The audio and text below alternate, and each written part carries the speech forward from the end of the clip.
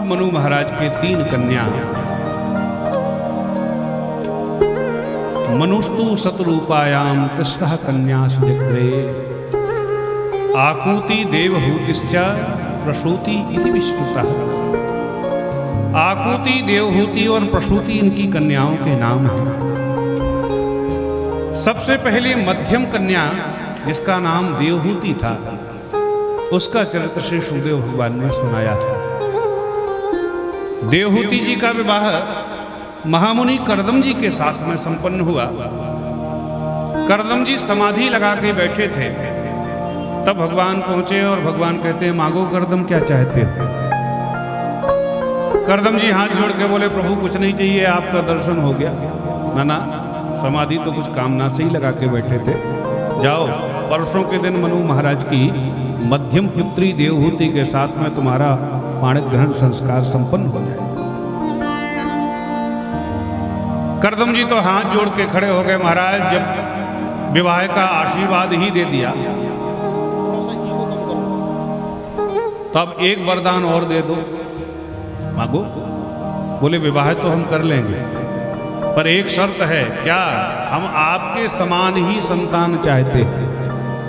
भगवान मुस्कुरा के बोले, तो हमारे समान तो हम ही हैं, अपने समान हम कहाँ खोजें, हम ही तुम्हारे बेटा बन के आ जाएंगे। फिर क्या था।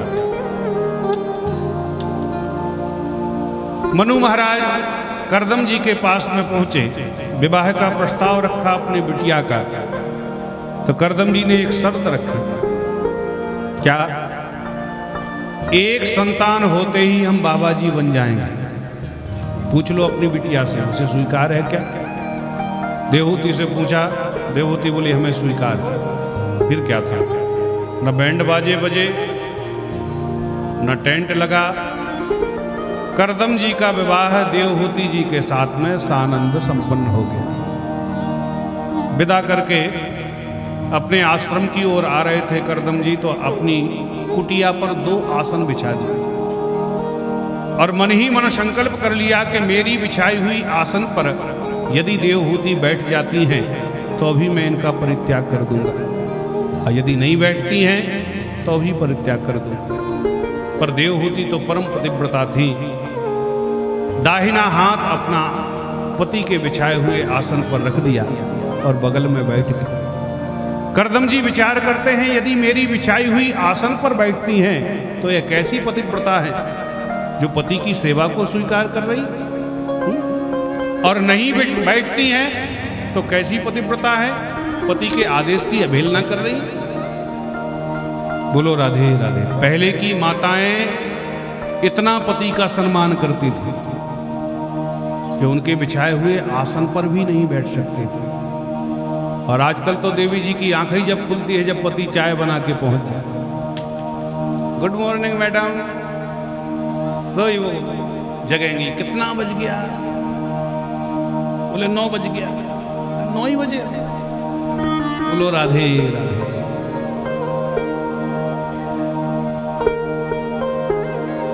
विवाह की देर नहीं हुई, करदम जी तो समाधि लगा के बैठ गए। देवहूति सामने माला लेकर के भजन करने लगी। हजारों वर्ष तक तपस्या करी करदम जी ने। देवहूति सामने बैठे बैठे भजन करती रही। बहुत समय के बाद में करदम महामुनि की समाधि खुली तो क्या देखा, सामने एक बुढ़िया बैठी हुई है। परिचय पूछा, देवी आपका परिचय? देवहूति बोली, महाराज अच्छी समाधि लगाई आपने, मुझे भूल गए। याद करो, बहुत पहले हमारा आपके साथ में पाणिक ग्रहण हुआ था। ओहो देवी, तो तुम मनुपुत्री देवहूति हो? देवहूति कहते, हाँ महाराज मैं ही देवहूति हूं। ओहो देवी, तेरे पातिव्रत धर्म से मैं बड़ा प्रसन्न हुआ। इतने वर्षों तक मैं समाधि लगा के तपस्या में रहा और मेरी प्रतीक्षा में तुम बैठी रही। मांगो मांगो क्या चाहती हो। देवहूति ने हाथ जोड़े और महाराज और तो कुछ नहीं चाहिए, गृहस्थ की शोभा तो संतान से है। गृहस्थ जीवन में हम बंधे हैं तो कम से कम एक संतान तो उत्पन्न हो जाते। अवश्य अवश्य देवी, जाओ जाओ। प्रेम सरोवर में, बिंदु सरोवर में स्नान करो। जैसी देवहूति उस सरोवर में स्नान करने के लिए डुबकी लगाई कि शतानी 10 कन्या, सैकड़ों कन्याएं प्रकट होकर देवहूति का उपटन कर करके ऐसा रगड़ रगड़ के मलमल के स्नान कराया कि जब कुंड से बाहर निकली तो ऐसे लगता है जैसे मानो आज ही विवाह होके आया। कर्दम जी ने भी अपने दिव्य तपस्या के प्रभाव से सुंदर शरीर बना लिया और दिव्य तपस्या के परम प्रभाव से एक कामक विमान उत्पन्न कर लिया। इस कामक विमान की विशेषता है कि इसमें डीजल पेट्रोल नहीं लगता। इसमें बैठ के केवल काम ना करो कि चलो बंबई, चलो बद्रीनाथ, सोई पहुंच जाते। चारों तरफ कर्दम देवहूति ने विमान में बैठ करके भ्रमण किया। कालांतर में 9 कन्याओं ने जन्म ले लिया। एक दिन कर्दम मन में विचार करने लगे, बारे कर्दम, कहाँ तो सोचा था घर गृहस्थी के जंजाल में पड़ना ही नहीं है, और कहाँ आज 9 कन्याओं ने जन्म ले लिया। सोई अपना बिस्तर बोरिया बांध करके भागने लगे जंगल की ओर। देवहूति ने चरण पकड़ लिए, महाराज आप चले जाओगे, 9 कन्याएं अपने घर में हैं, और पति के रहते हुए भी बगैर पति के हम कन्यादान करेंगी तो कैसा लगेगा। और महाराज, स्त्री जाति का एक स्वभाव होता है, बचपन से बुढ़ापे तक इसको अवलंब चाहिए, सहारा चाहिए।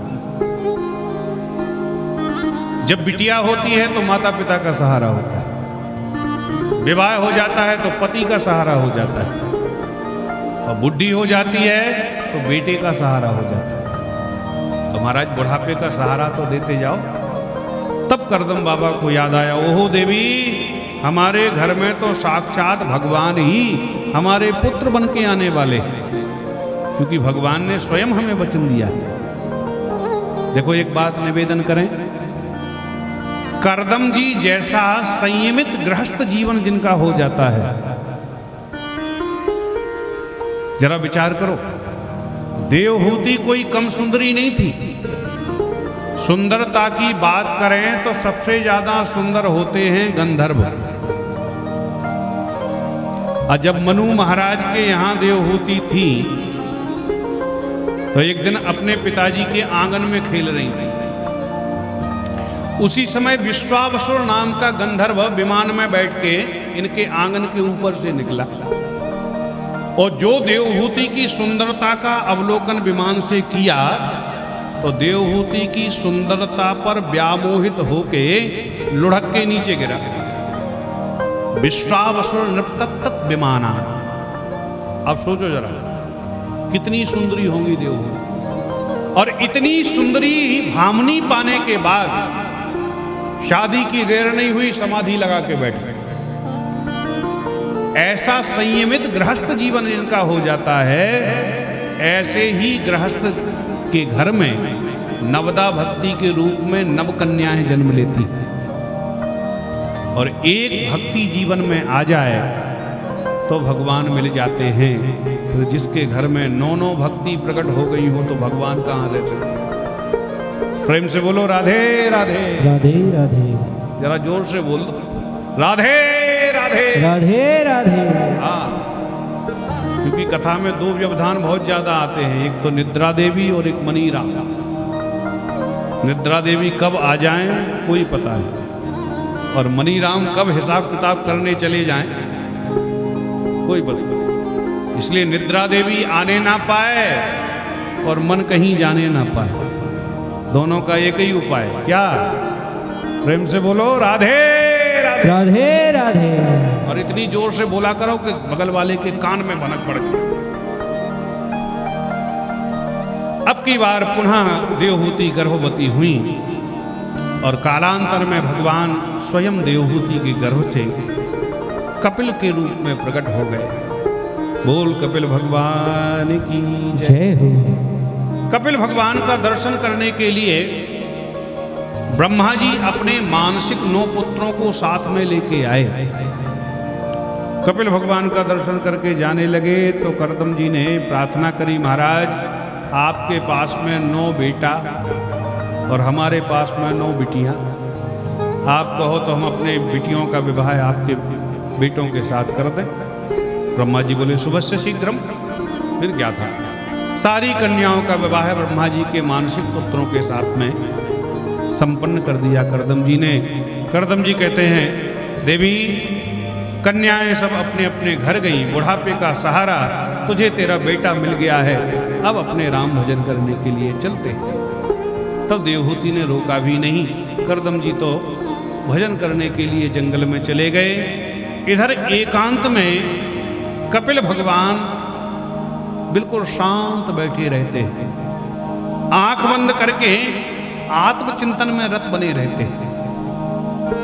तब देवहूति एक दिन समझ गई, हो ना हो मेरा बेटा कपिल ये साक्षात भगवान है।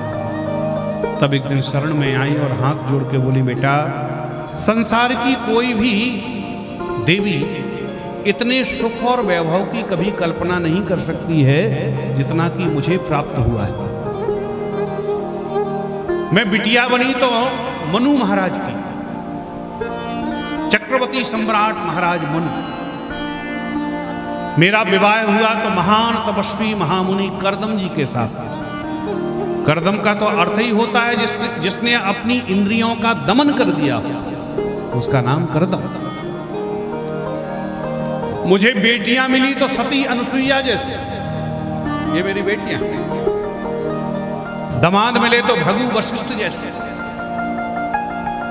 और बेटा साक्षात भगवान कपिल के रूप में तू मिला है। पर फिर भी मैं एकांत में बैठती हूं तो मेरा मन अब भी अपूर्ण रहता है, ऐसे लगता है अब भी कुछ पाना शेष है। बेटा संसार का सब कुछ तो मिल गया है, अब क्या पाना शेष रह गया है। तब कपिल भगवान कहते हैं, मां अभी तक जो भी संबंध आपने जोड़े हैं वो अपूर्ण से संबंध जोड़े। संसार अपूर्ण है, एक कामना की पूर्ति होते ही दूसरी कामना पुनः जन्म ले लेती है। इसलिए कामना के पेट में परमात्मा को ही बैठा ले लो। और भगवान कैसे हैं, बड़े अड़ो अड़ियाम महतो महिया, छोटे से छोटा भगवान बनना जानते हैं और बड़े से बड़ा बनना जानते हैं। तुम्हारे कामना के पेट में जब गोविंद बैठ जाएंगे और सारी जगह को भगवान ही घेर लेंगे तो कामना प्रकट कहां से होगी। बोलो राधे राधे राधे राधे। देवहूति कहती, बेटा तेरे पास ज्ञान का अथाह भंडार है, मैं अज्ञान के जंगल में भटक रही हूं, अपने ज्ञान रूपी कुठार को उठाओ बेटा और हमारे अज्ञान को समूल नष्ट कर दो। मैं तेरी शरण में हूं, शरण में हूं, शरण में हूं। तम त्वागता हम शरणम शरण्यम शोभेत संसार तरो कुठारम।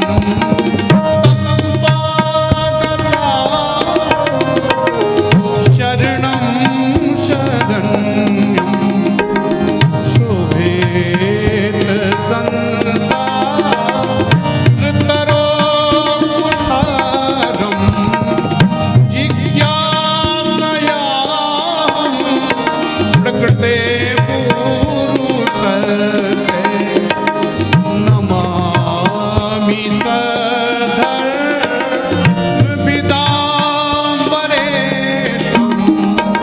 तं गताहं शरणं शरण्यं शुभेत संसार तरो कुठारं शुभेत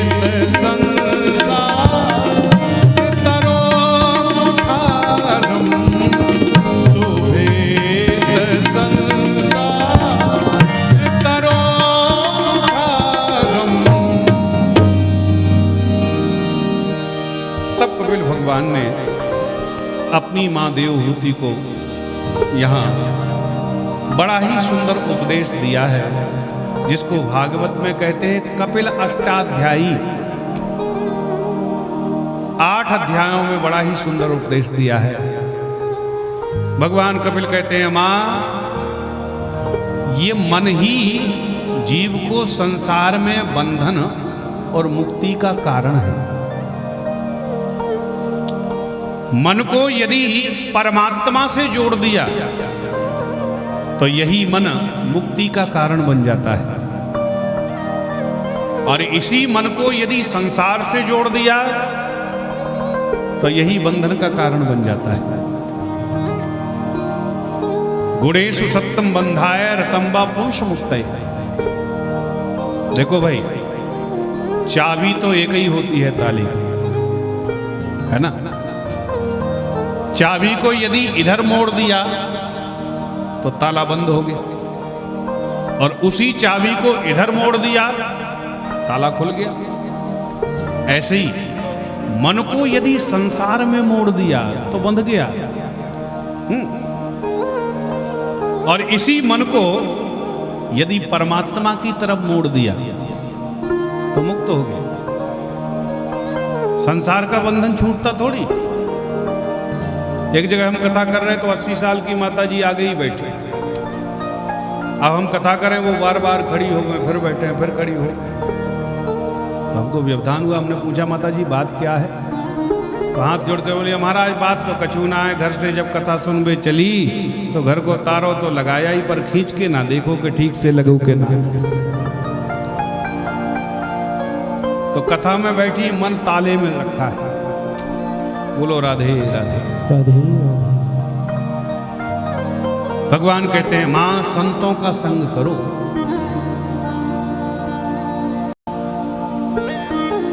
देवहूति कहती, बेटा तो ये पता कैसे चले कि संत कौन है? तब कपिल भगवान संतों के लक्षण बताते हैं।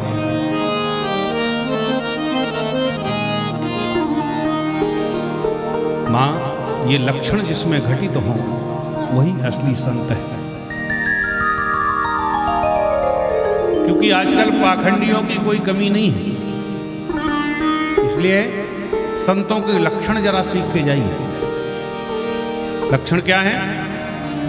बोले, तितिक्षवा कारुण का सुहृदा सर्वदेहिना अजात शत्रवा शांता साधुवा साधु भूषणा। अजात शत्रवा शांता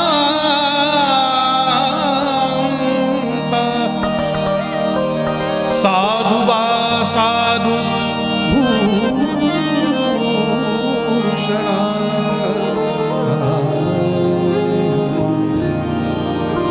सबसे पहला लक्षण है संतों का तितिक्षवा। संत बड़े ही तितिक्षु होते हैं। तितिक्षु का मतलब बड़े ही सहनशील होते हैं। एक संत जी गंगा जी में स्नान कर रहे थे, एक बिच्छू बहता हुआ चला जा रहा। संत को दया आ गई, सो हाथ में पकड़ के बाहर निकालना चाहते थे, बिच्छू ने डंक मार दिया, सो फिर छूट गया, फिर से बहने लगा। फिर दया आ गई, सो फिर पकड़ लिया, फिर उसने डंक मार दिया। अब जितनी बार बाबा पकड़े उतनी बार वो डंक मार दिया। एक सज्जन बगल में स्नान कर रहे थे, बोले, बाबा तुम काय को इस दुष्ट के चक्कर में पड़े? अरे बह जाने दो ना। संत बोले, बेटा एक बात बताओ, इस बिच्छू का स्वभाव क्या है? अरे बाबा इसका यही स्वभाव है, जो इसको छुएगा वो उसको काटेगा। और बेटा संत का स्वभाव क्या है? बाबा संतों का स्वभाव होता है बहते हुए को किनारे लगाना। बाबा मुस्कुरा के बोले, बेटा जब ये दुष्ट होके अपना स्वभाव नहीं छोड़ सकता तो मैं संत होके अपना स्वभाव कैसे छोड़ दूं? इसका जो काम है वो ये कर रहा है, मेरा जो काम है मुझे करने दो ना। बड़े ही तितिक्षु होते हैं संत, और करुणा से भरा हुआ संत का हृदय होता है। पर दुख द्रवही संत सो पुनीता, पराये दुख को देख के ही जिनका हृदय द्रवीभूत हो जाता है, पिघल जाता है। सुहृदा, बड़े ही सुहृद होते हैं संत।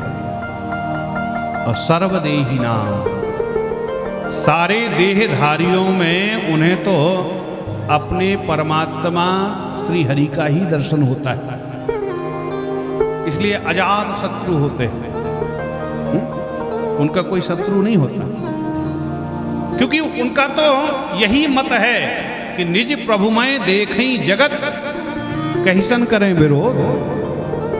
उन्हें तो सारे जगत के कण कण में परमात्मा ही नजर आता है। कभी कभी आपने अनुभव किया होगा, भोजन करते समय हमारे ही दांतों से हमारी जीभ कट जाती, कटी होगी कभी आपकी, हमारी तो कई बार कटी, आपकी भी कटी होगी। और जैसे ही जीभ कटती है सो मुंह पकड़ के बैठ जाता है। कोई पूछे क्या हुआ, बोले जीभ कट गई। किसने काट ली भाई? दांतों ने। किसके दांतों ने? हमारे ही दांतों ने। अरे बोले पहली बार नहीं भैया, 4 बार पहले भी कट चुकी। ओहो, तब तो आपके दांत बड़े दुष्ट हैं। 32 मिलके बेचारी अकेली एक कोमल सी जिह्वा को कितना कष्ट देते हैं। एक आध बार इनको सबक क्यों नहीं सिखा देते? लो पकड़ो ये हथौड़ी, 2-4 टपका दो, इनकी भी अकल ठिकाने लग जाए। अब कोई कितना भड़काए, पर आज तक किसी ने हथौड़ी लेके 2-4 दांत टपकाए नहीं। क्यों? क्योंकि हमें पता है जीभ कटी है तो भी कष्ट हमें हुआ, और अब दांत टूटेगा तो हमको ही कष्ट होगा। इसलिए संत बड़े ही सुहृद होते हैं। सभी देहधारियों में उन्हें तो अपने गोविंद ही नजर आते हैं। साधुवा साधु भूषण,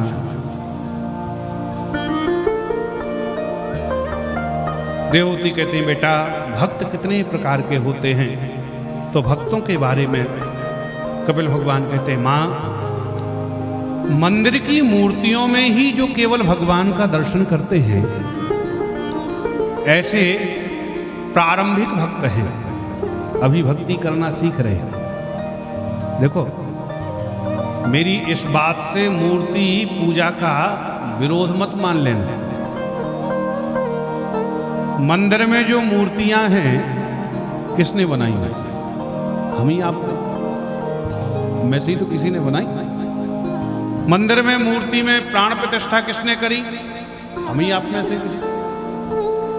और जैसी ही प्राण प्रतिष्ठा हुई कि मूर्ति में हमें भगवान दिखाई देने लगे। जय हो प्रभु। अच्छा हमें एक बात बताओ, यहां जितनी मूर्तियां बैठी हैं ये किसने बनाई? भगवान ने बनाई कि नहीं? इनमें प्राण प्रतिष्ठा किसने करी? भगवान ने। तो भगवान की बनाई हुई मूर्तियों से तो ईर्षा द्वेष छल कपट रखें, और अपनी बनाई हुई मूर्ति में भगवान देखें तो क्या भगवान प्रसन्न होंगे? बोलो राधे राधे राधे। और मंदिरों की मूर्ति में दर्शन करते करते करते करते इन चलती फिरती मूर्तियों में भी भगवान का दर्शन होने लगे तो समझ लो वो इंटर पास हो गए। और फिर जीवधारियों में भगवान का दर्शन होने लगे तो समझ लो वो बीए पास हो गया भक्त। और संसार के हर एक कण में परमात्मा दिखाई देने लगे तो समझ लो वो पीएचडी वाला भक्त है। और उससे भी बड़ा एक भक्त होता है ना, कौन? जो भगवान की भक्ति तो करता है पर भगवान से बदले में कुछ नहीं मांगता। हमारी भक्ति तो ऐसी ही होती है, हे प्रभु अब की बार बहू के बेटा हो जाए तो हम भी भागवत करा दें। अब हो जाए तो करा देंगे, नहीं हुआ तो फिर काय को करा।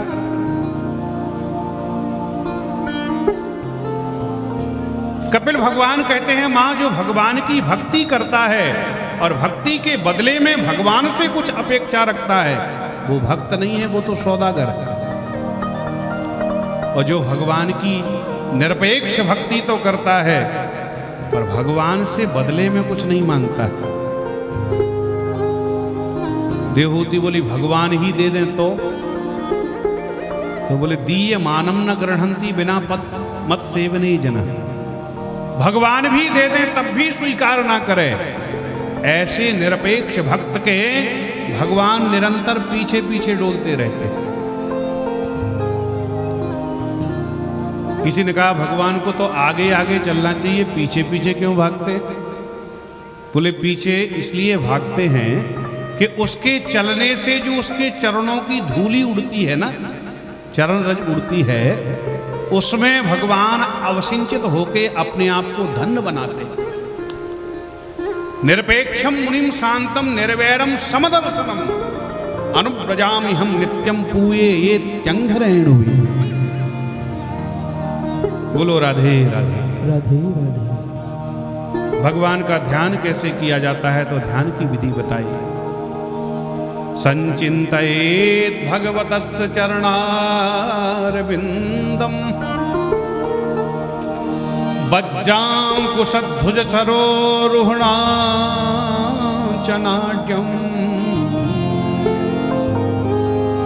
उत्तुंग रक्त बिलसन नख चक्र बालै ज्योतिस्नाभिराहत महत अंधकारम। साधक भगवान के चरण कमलों से अपना ध्यान प्रारंभ करे। भगवान के पाद पद्मों में वज्र अंकुश ध्वज आदि के चिन्ह बने हुए और मानो भगवान के ही पाद पद्मों में त्रिवेणी संगम का दर्शन उपस्थित हो रहा है। ध्यान से सुने जरा। त्रिवेणी का मतलब 3 धाराएं, गंगा यमुना सरस्वती। वेणी का मतलब चोटी, संस्कृत में चोटी को वेणी कहते हैं। माताओं को कभी चोटी गूंथते देखा हो आप लोगों ने? क्योंकि अब ये सौभाग्य देखने को कम ही मिलता है। तो माताएं क्या करती हैं कि अपने बालों के बराबर बराबर 3 भाग करती हैं और जब गूंथना प्रारंभ करती हैं तो धाराएं 2 ही नजर आती ना? हाँ, 2 धाराओं के मध्य में एक विलुप्त हो जाती है। ऐसे ही त्रिवेणी का मतलब गंगा यमुना सरस्वती। तो गंगा यमुना तो प्रकट है, सरस्वती लुप्त है, धाराएं 3 हैं। तो भगवान के श्रीअंग में चरणों में गंगा यमुना सरस्वती कैसे है? गंगा जी की धवल धारा है, श्वेत धारा है।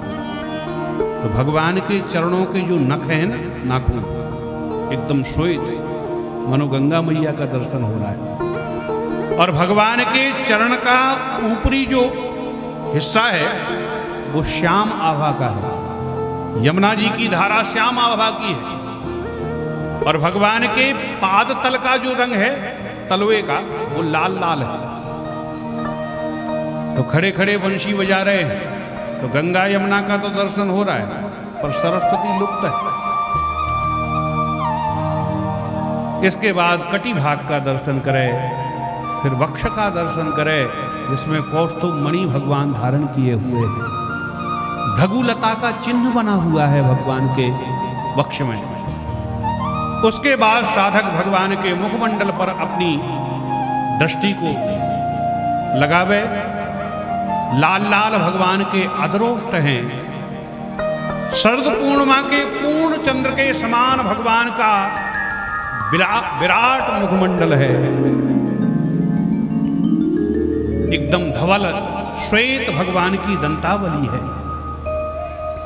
लाल लाल अधरोष्टों का श्वेत दंतावली पर प्रतिबिंब पड़ता है तो भगवान के दांत ऐसे लगते हैं जैसे लाल लाल रस के भरे अनार के दाने हों। शुक के समान भगवान की नासिका है। मत्स्य आकार के समान भगवान के विशाल नेत्र हैं, धनुष आकार के समान भगवान का भ्रकुटी तट है, और विशाल मेरे प्रभु का ललाट है, मस्तिष्क है, जिस पर कस्तूरी आदि के तिलक चंदन भगवान लगाए हुए। श्री कपिल भगवान कहते हैं, मां मुस्कुराते हुए माधव मुकुंद मुरारी के मुखारविंद का जिस भक्त ने एक बार जीवन में दर्शन कर लिया, तो उसके शोकाश्रुओं का सागर हमेशा हमेशा के लिए सूख जाता है। हासम हरेर बलतम खिललोक तीव्र शोकाश्रु सागर विशेषण मत्युदारा। अंत में इस जीव की क्या गति होती है? जीवन भर घर गृहस्थी का भार ढोता रहता है, और जब किसी काम का नहीं रह जाता है तो घर से ऐसे बाहर निकाल दिया जाता जैसे बूढ़े बैल को किसान बाहर छोड़ देता है। और पुनरपि जन्मम पुनरपि मरणम पुनरपि जन्नी जठरे सहनम, फिर जन्म लेता है, फिर मरता है, माँ के गर्भ में आता है, 84 लाख योनियों में घोर यातना पाता है। ऐसा उपदेश दिया कपिल भगवान ने। देवहूति बोली, बेटा तेरे सारे उपदेश का मैंने एक ही सार निकाला है कि जिसकी जिह्वा पर भगवान का नाम है वही सर्वश्रेष्ठ है। कपिल भगवान तुरंत खड़े हुए और गंगा सागर की ओर प्रस्थान कर गए। जैसे ही गंगा सागर कपिल भगवान पहुंचे तो सागर ने उत्ताल तरंगों से कपिल भगवान का स्वागत किया। देवहूति जी का शरीर जलमग्न हो गया। कपिल भगवान गंगा सागर में जाके विराजमान हो गए। तभी से यह दोहा प्रसिद्ध हो गया कि सबरे तीरथ बार बार और गंगा सागर एक बार।